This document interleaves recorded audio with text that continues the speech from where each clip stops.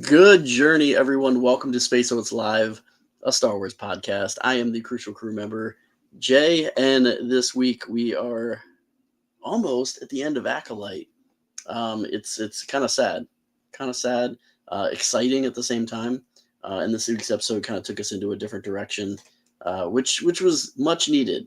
I didn't think it was going to be a full episode, but we'll talk about that in a minute. We'll talk a lot about the Acolyte tonight. That's mainly going to be the podcast. I don't know how long this is going to be because I don't know. We'll see who joins in. We'll see what happens. I got me going on Instagram as well. I came a little early, chit chatted some things. I got some new diff sunglasses, Star Wars. I'll try to show those off a little bit.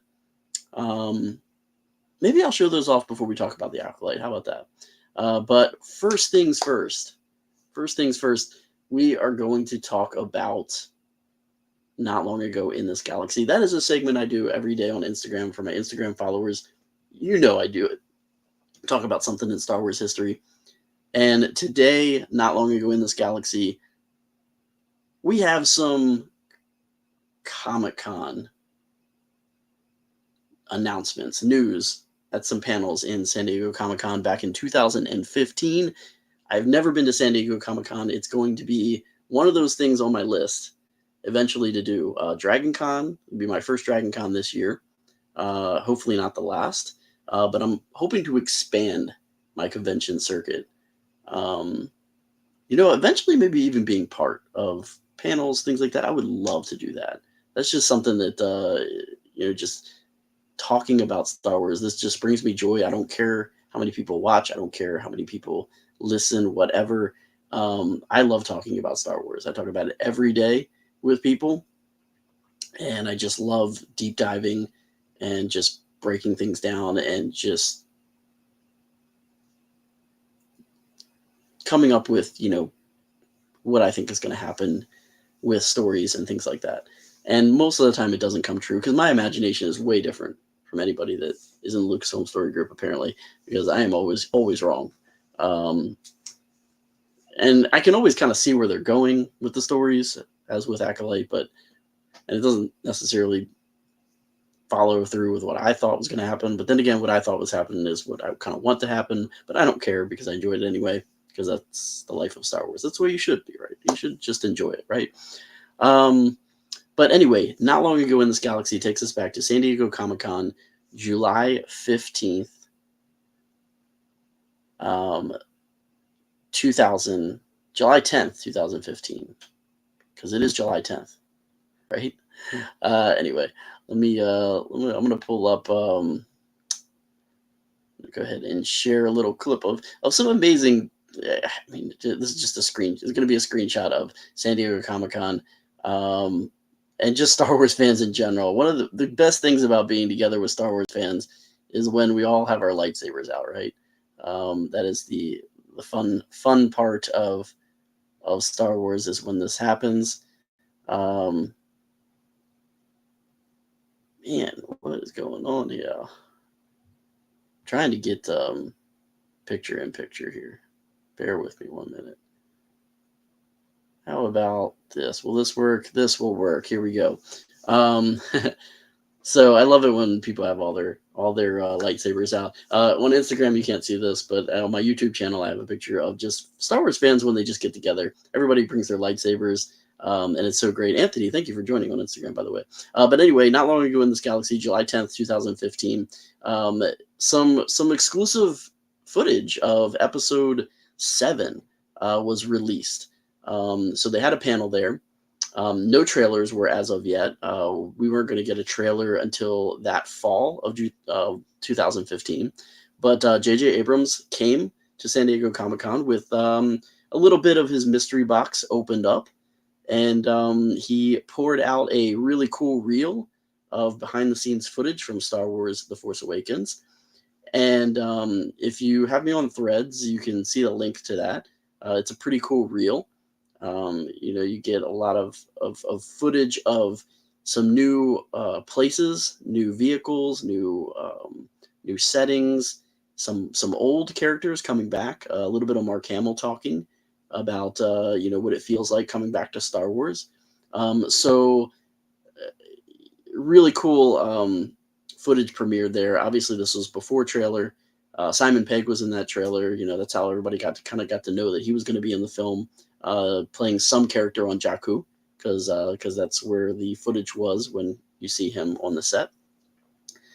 But following the footage, they ended up having a live Star Wars concert outside the convention center, which I didn't get a chance to look that up, but I know that there is footage of that, probably on YouTube as well. The video of the Comic-Con Force Awakens footage is actually on the Star Wars YouTube channel. But I did post the link on my threads. So if you are interested in watching that, it's about 5 minutes. You kind of get to see what that preview was.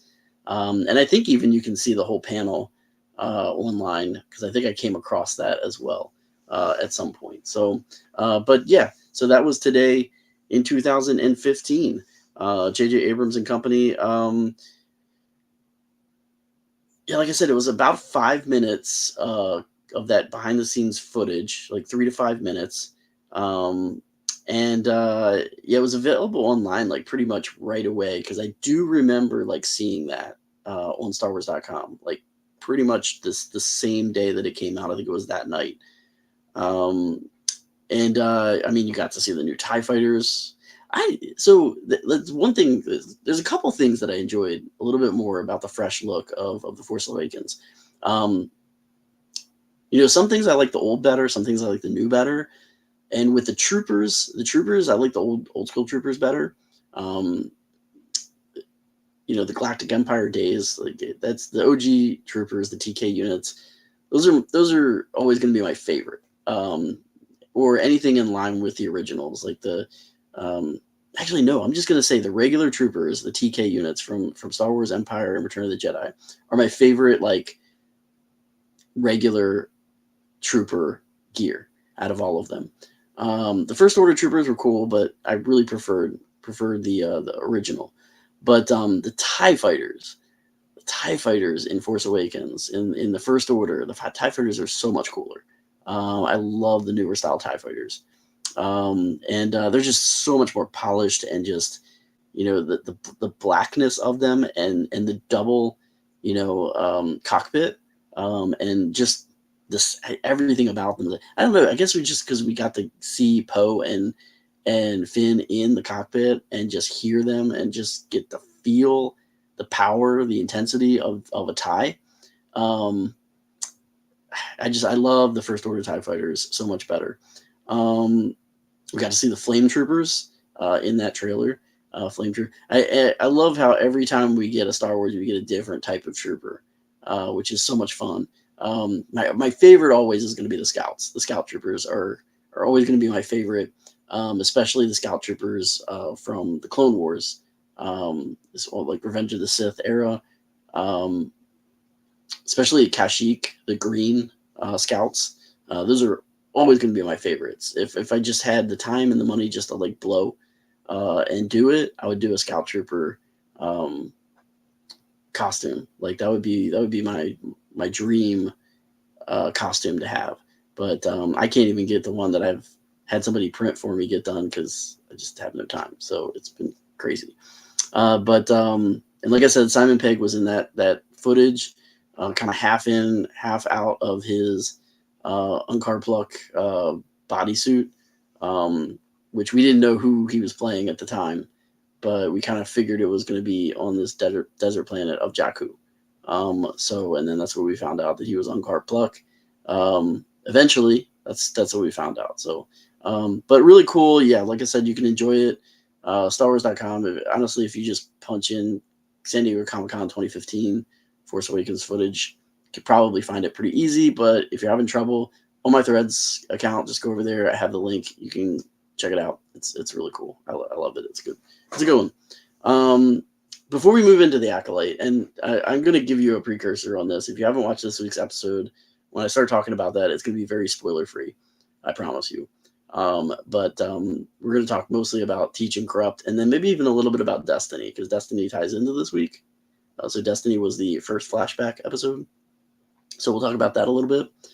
But before we do that, If you know me, you know I'm a fan of Star Wars sunglasses, especially Diff eyewear, Diff charitable eyewear. I love Diff eyewear. I have a good amount of sunglasses so far. I did lose a pair, and I'm waiting for them to come back in stock so I can get another pair. My C-3PO sunglasses were unfortunately lost at work, and I couldn't find them. Nobody turned them in, unfortunately, so somebody got a really nice pair of Diff sunglasses, the C-3PO ones, but it's okay.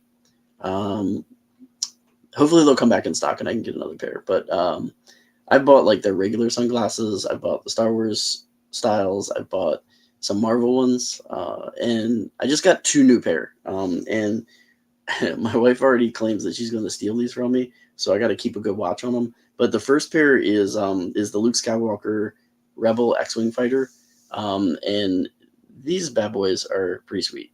They're white frame, which they really do pop with the yellow lenses, and little bit like you can't barely. And I'm gonna put it on the Instagram one as well. But and let me actually get rid of stop sharing this screen real quick. So you can kind of see the red. Maybe I don't know. Maybe. Yeah, it might not come into focus, but let me try it on Instagram. So you can kind of see the red stripes from the X-wings, which is pretty neat. It does have it on the side too, on the frames, but like it's so hard to see. Like I said, I love Diff because it's like really subtle. They don't have much on there, but they just got like the red and the white, very subtle. The yellow kind of, I guess like is supposed to be like the cockpit. With the yellow tint, but and then on the inside, so this is where again where it gets really subtle and you don't have to really worry about like if you were trying to wear them to work or something like that. The inside kind of has like mechanics on the frame as well as the Rebel symbol in the back there. So very subtle, very subtle. But so nice. Like they fit just so well. And the yellow tint, I love yellow tint sunglasses because it brightens everything up. But these are really fantastic. I've been wearing those ever since I got them. I have not worn these yet. These are the Mandalorian frames, but these are pretty cool too. So the Mandalorian frames has a darker lens, and they're just silver, so it's got that Beskar color to it. Throw them over there on Instagram. Got that Beskar to it, that look, and on the sides it's kind of got the Beskar chain mail almost, but you can't really see it through here. But anyway, I don't think you can see it on my YouTube channel either. It's really hard to see.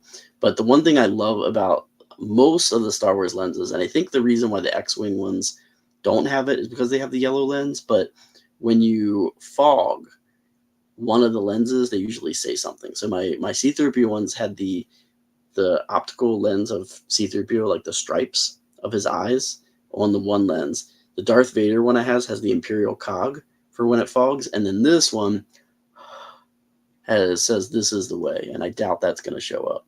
Yeah, I didn't think so.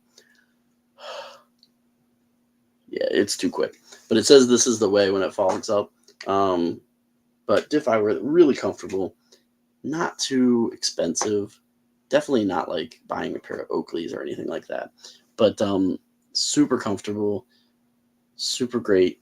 Have some great Star Wars ones. There's a lot out there, and yeah, I just if I just could keep like throwing out the credits, I'd like buy them all, but I can't.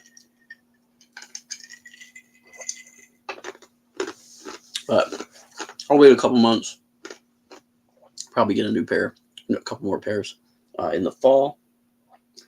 I got some Roosevelt shirts coming, so I love Roosevelts as well. I just can't afford to get as many as I would want, but I got a couple shirts coming pretty soon. They're on their way, so I'll show those off when I get those, which ones I picked.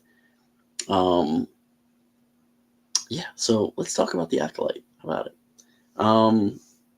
Teach and Corrupt. Let's go back to last week. So last week I didn't really get into it too much because I didn't want to give any spoilers with Teach and Corrupt. But there was a lot of interesting stuff in that episode, and we learned a lot about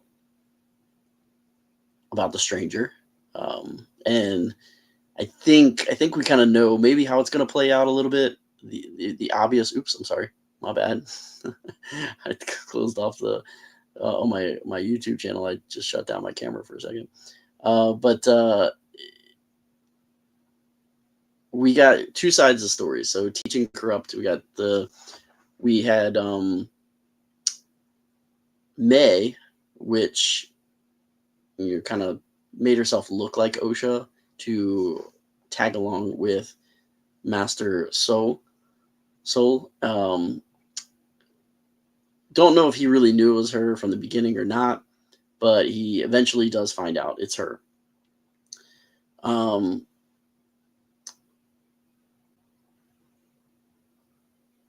It was sad to see Pip kind of take his little demise and reset the reboot that happened.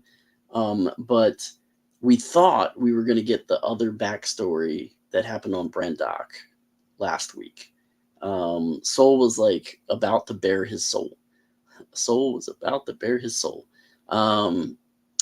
with what happened, but he didn't. And then, like right when they were getting ready to kind of leave, at some point he figures it out, and I don't know if Basil told him, because Basil knew. I mean, and didn't we love that little scene where like Basil, kind of taking on May, doing his little karate moves and things. That was awesome. I love that. I love Basil. He's great. But basically, Soul just he stuns her at the end, and then he goes into kind of confession mode, or he basically says it's taken him 16 years or he's had 16 years to think about what he would say, and then it kind of cuts off that part of the story. We also get to go back to Kofar with the Jedi kind of investigating what happened, because they get this message from Master Soul that his team is dead. We see a lot of frustration. We see a lot of emotions come from Master Soul. I think after watching this week's episode, that has a lot more meaning now going back. I'm not gonna spoil this week's episode if you haven't watched it yet, but his frustration, his kind of almost his anger coming out, which we're seeing a lot of emotions that the Jedi, as we know, are not supposed to be displaying, which if you're going back to the prequels and the sequels, of the certain attachments, emotions, and things like that are really stressed not to have or work on like pushing through them, maybe is a cause for why in this High Republic time and things that are happening. But we do see the Jedi Council, not the Jedi Council, but this Jedi investigative team from Coruscant come to Kofar to investigate what happened, because all they know is the team is dead and Master Soul is the only one that's basically alive, and that there's somebody else that's involved with this ambush. When they get to Kofar, they find first they kind of are, it's hinted at from the little villagers that this Umbra Moth colony hatched, and that possibly is the reason. But Master Venestra really knows that there's something deeper here, and I think she knows more at this point than anybody is supposed to think she knows. But I think it's kind of obvious especially after last week's episode at the end, that she has more involvement with the stranger than some people might feel. I think it's pretty obvious. I don't know. There was just that scene with her and the stranger in the same episode, and I'll talk about it in a bit, that if the reason why they showed or waited to show Venestra with her lightsaber and then showing the stranger's scar. That's all I'm going to say right now. But again, they're investigating. It's almost hinted at that, the one Jedi, his name is like Mog or something, hints that do they think it was Master Saul that did this? And Venestra immediately kind of throws that out. But it was kind of heartbreaking to see, all those Jedi again lying dead on the ground. Jackie, Yord. I'm actually kind of watching it right now, and like that's the scene that they're seeing is just them just lying there dead, and they knew that there was a battle, right? But Soul's not there, the twins aren't there, so they at least know that those three are somewhere. But they really feel it seems like they don't know anything about this stranger yet, but I think Master Rowe does. I think she knows more than what she's saying at this point in time, especially just the look on her face when she's thinking about what's going on. I think she knows. The Umber Moth that comes out kind of out of nowhere, and then we finally get to see, I think everybody's been waiting for this for a really long time. We finally got to see Master Rowe's lightsaber whip, which I'm about to really see that right now, and I just want to see this again, just pull it out because it's so cool.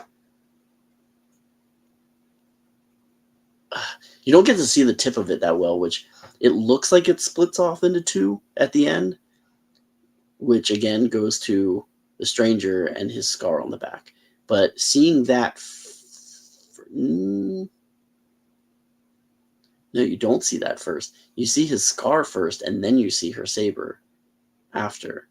Again, those two things in the same episode, it makes me think that she was his Jedi Master at some point. Of course, we don't know anything about that. I don't know. I'm a little sketchy on my High Republic, and I'll have to go back and see if I don't know if she had Padawans, but maybe it's a Padawan that we've never heard about, that's not been written about in the High Republic. So I don't know. We'll have to see. What happens. But then we get to the unknown planet, the unknown world, which I think everybody maybe thought was Octo, because it really did look like Octo. It does look like Octo. And it almost felt like it was going to be Octo with the sounds, and you almost felt like you heard porgs, but it says unknown planet. So maybe it's the same system. I don't know. But the mood is definitely interesting on this planet with the stranger and Osha and their relationship that kind of is really what the title of that episode was kind of focusing on, was I think more so their relationship, because I love the dynamics of the episodes with the dual titles, and it almost feels like this a certain point of view type of thing. And even if you go back to the first flashback episode, Destiny, and then the current this week's episode that was a flashback episode, that's all I'm gonna say if you haven't watched it yet, Truth, like that could be like a certain point of view episode. Maybe the point of view of Osha, that this is her destiny to join the Jedi Order, and then you go to Master Soul's point of view of really what happened, the truth of it. So this week's the Truth and Corrupt episode,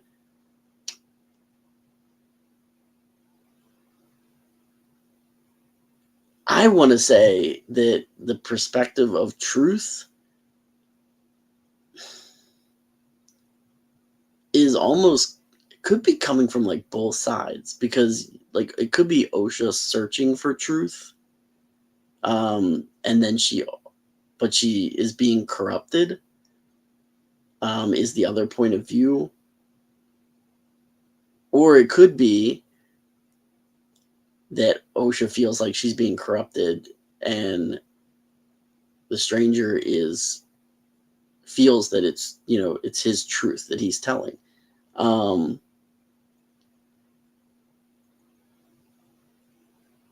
So yes, but I love the point of view dynamic of, you look at the episode from different perspectives and you get a different feeling.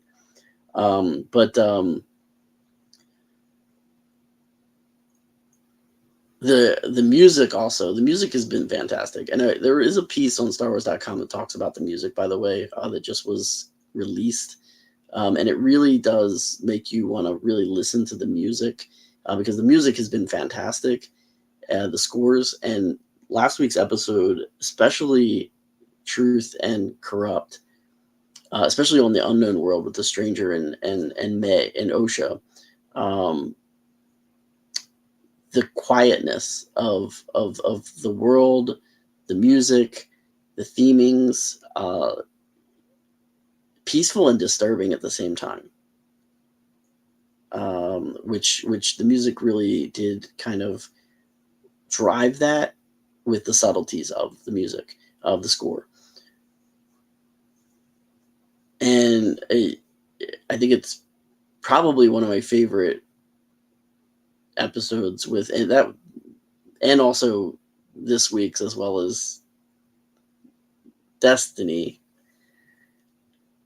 watching them both now from the different perspectives with the music as well, because again, it's concurrent but from different perspectives, and the music is so different in those two episodes, which really kind of is telling two different stories, which I don't think we've ever had that done in Star Wars to this extent anyway. I don't really think that it's ever been done where we've seen two sides of the story in two full episodes. In Last Jedi, we kind of got that with Luke Skywalker and what happened in the Jedi Academy, his Jedi school, with Kylo Ren. We got his perspective, Kylo's perspective, and we got to kind of choose as to which we believe is truth. With Destiny and Truth, this is two full episodes concurrently telling two different sides of the story, and we have to kind of figure out which side is truth. What really happened, what didn't happen. I think we're filling in the gaps more so this week than we did. We just maybe know part of the story, and now we get to see other pieces of what was happening at that time, which really do fill in the gaps and give us the full story. So I think we have the full story, and I think it works with everything being truth, from the Destiny episode to the Truth episode, all of it being the right story, and we get all of it. So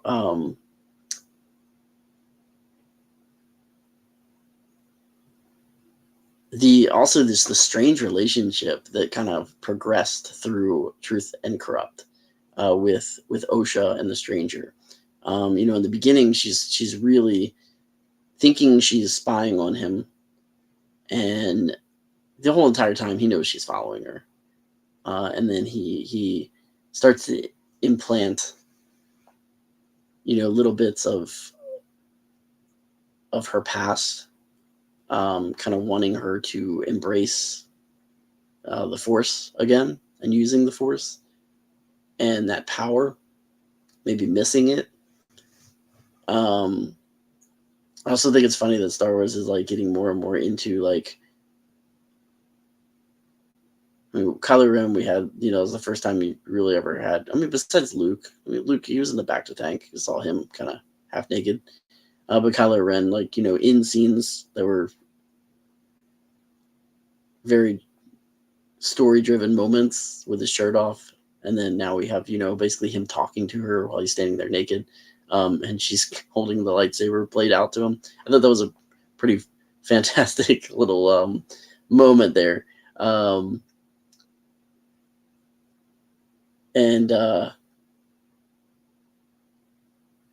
yeah, he just starts kind of like giving her little bits of who he is and what he knows about her, which really starts her kind of wanting to know a little bit more, because I think she knows that he maybe has answers that she wants. Whether he's going to tell them in the most truthful way, that's probably being thought about in her mind. Like, I don't think so. But he basically gives her the opportunity. I love how everybody that's a dark side user always just like takes their opponent to the brink of the dark side and just, tempts them to just go ahead and kill them. And I think you kind of know almost like the good of the other character, but then again, it's their willingness to possibly even let themselves be corrupted or kind of swayed to that dark side by letting that person live. But there's a just pretty interesting comments on that, when he basically says to her, 1 minute it's defending yourself, and the next minute it's vengeance. In just depending on the situation, the point of view, which is, kind of truthful in that way, but it is also kind of corrupting her mind. So I love the story elements, the theming, how it kind of carried through with a lot of different topics through that episode. And then of course the really great ending with the Cortosis helmet and her actually putting it on. Almost had that like Darth Vader like feel moment at the end of Revenge of the Sith, where the helmet comes down the first time and you just hear his breathing. Kind of the same thing, just quieting her mind, breaking free from everything that's around her, being one with the Force, because it's there and she's just kind of refusing to tap into it. But she's finally doing that at the end of the episode. So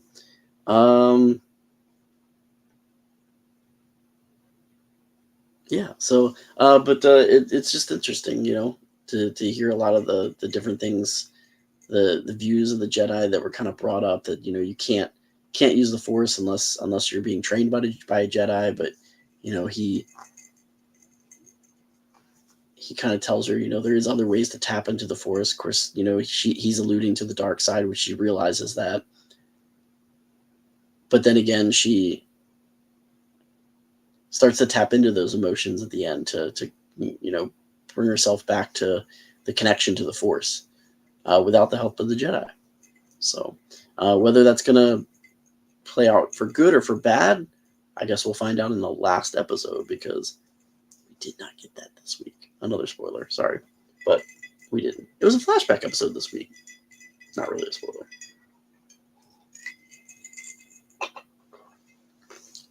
But speaking of kind of this week, and then again, that episode Destiny.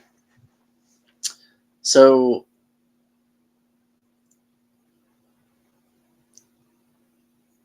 this week's episode, this is all I'm going to say about this week's episode.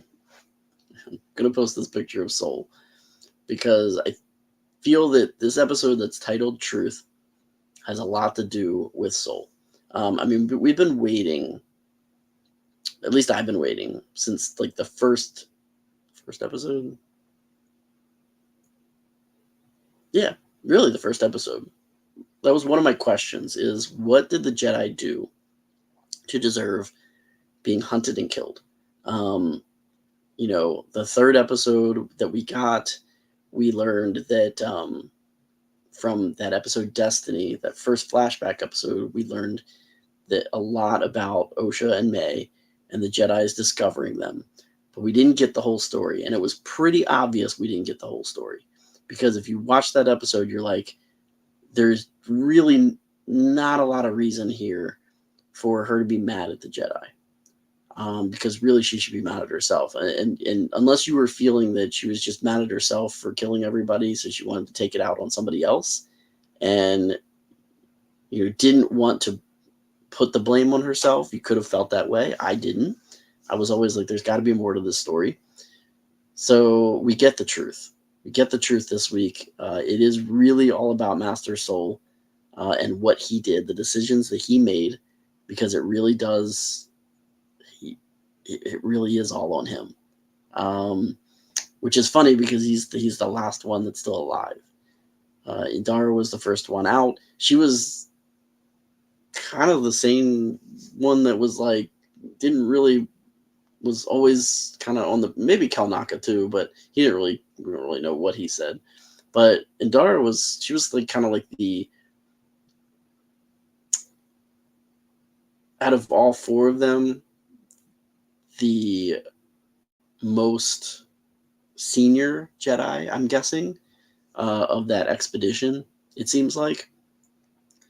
So she was always kind of like, let's defer to the council. Let's defer to the council. But yet she was the first to die. Maybe that's why she was the first to die. Maybe, May felt that, she was the one that should have been in charge and stopped it and not let it gone too far. And then Torben, who was a Padawan during that excursion, he did kind of have a lot to do with setting things in motion. He kind of jumped the gun on some things. And but Kanaka was kind of just like, almost feels like he was kind of along for the ride, and he was a little bit used, but not really against the Covenant, didn't seem like. So it's kind of sad. But then again, he didn't die by May's hands, if you remember that. He died by the stranger. So he was kind of in the point where May was maybe second guessing and getting ready to turn herself over, because maybe she kind of felt, he didn't deserve to die.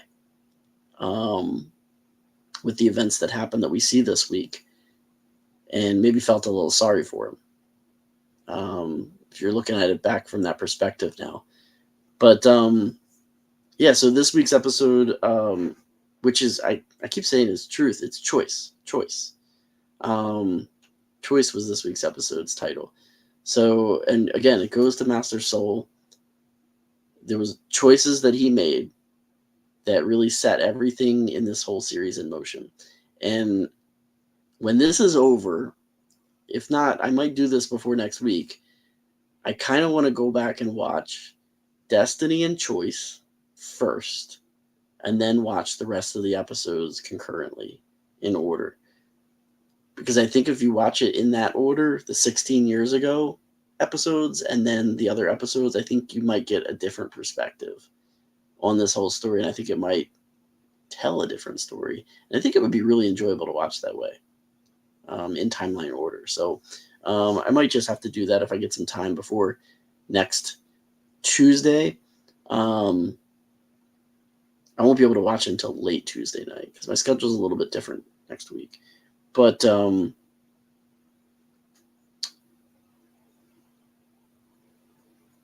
it was nice to kind of see it again from the perspective of the four Jedi this week.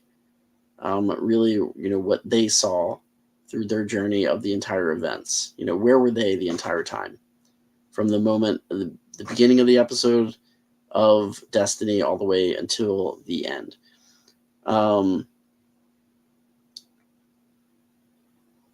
Again, the music. I watched a little bit of Destiny again. The music is completely different because, again, we're telling two different stories here from two different points of view. So the different emotions have different scores with them, which is pretty awesome.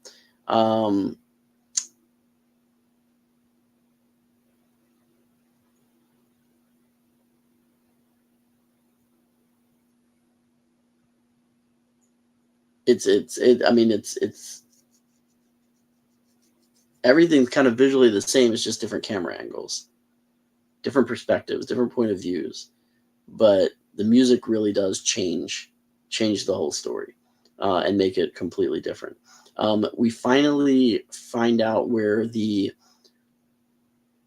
Power of Two song by Victoria Monet was going to end up, and that was at the end of this episode. So going back to that moment on Brendock with the coven under Mother Anasea, we get that score at the end of this episode, which wasn't amazing. I really did enjoy this episode. It had some really cool lightsaber battles. Not in the way that you would have expected, but it was pretty awesome to see.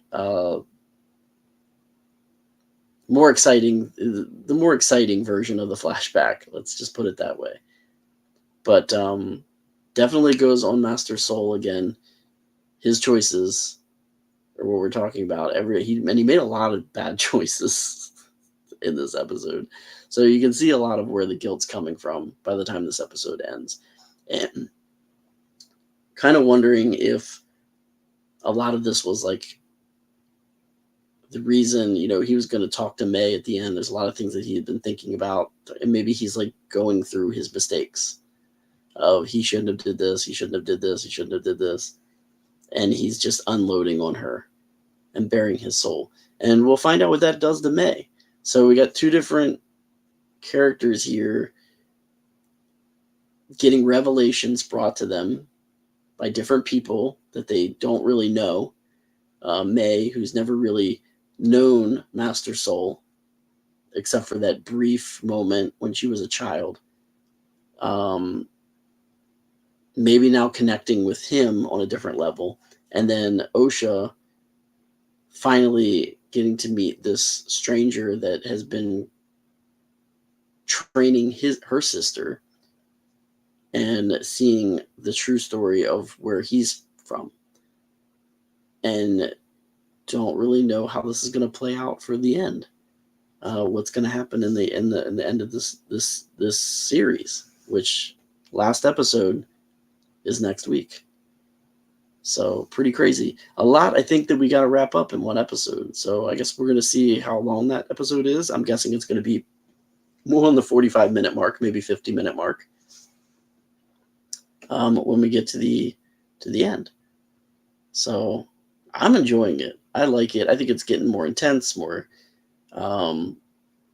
mysterious, in a way that I wasn't expecting. I was hoping it'd be a little bit different kind of a mystery, but it's been good. It's been good. Little twists and turns here and there. And yeah, so I was going to try to go to Hollywood Studios this week. I really couldn't make it, unfortunately. But here's to maybe next week. I don't know. I doubt it, though. I got a lot to do next week. The schedule's a little bit different next week, so I don't really know what's going on. But we'll see. But that is it for tonight. I'm going to go ahead and cut this a little short again, because not much going on in the galaxy of Star Wars. After the Acolyte, yeah, we're going to have to find something to talk about unless we get some news coming up here soon, maybe. Who knows? But in the meantime, I will be back doing Not Long Ago in This Galaxy on the Instagram page. But if you are on Instagram and you're not a subscriber to my channel on YouTube, please do so. That is where the Space Oats podcast is each and every week. And you can go back and watch past episodes. And remember to do something Star Wars. Until next time. Watch some Star Wars, listen to some Star Wars, read some Star Wars, play some Star Wars, do something Star Wars. Most importantly, remember, may the stars light your way. Have a great evening. I'll see you tomorrow on Instagram. If not, I'll see you next week on Space Oats Live. Maybe. No. Oh my gosh, I totally forgot. Next week's episode might be on a different night. Or I might not do it next week. So we'll see. I'll keep you in the loop. But until that time, have a great night. And hope to see you tomorrow on Instagram. All right. May the stars light your way.